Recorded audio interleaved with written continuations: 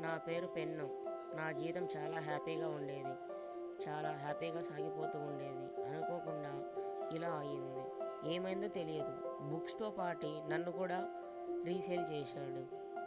వాడికి 100 మార్క్స్కి 35 మార్క్స్ వచ్చేవి. చాలా హ్యాపీగా ఉన్నాను.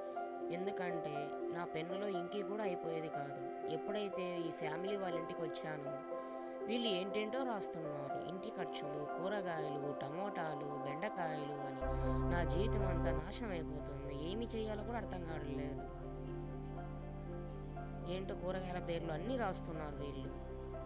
హ్యాపీగా ఏసీలో 35 మార్క్స్తో సాగిపోయే నా జీవితం ఇలా కూరగాయల లిస్టు, నెల ఖర్చుల సరుకులు అంటూ ఇలా ఏదో అయిపోయింది నా లైఫ్.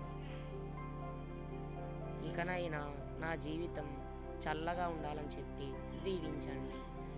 ఎవరైనా ఉంటే మళ్ళీ నన్ను అక్కడికే పంపించండి. ఇది నా లైఫ్. ఏమైనా నచ్చితే చెప్పండి. ఇది నా పెన్ స్టోరీ. చాలా హ్యాపీగా ఉండేవాడిని ఒకప్పుడు.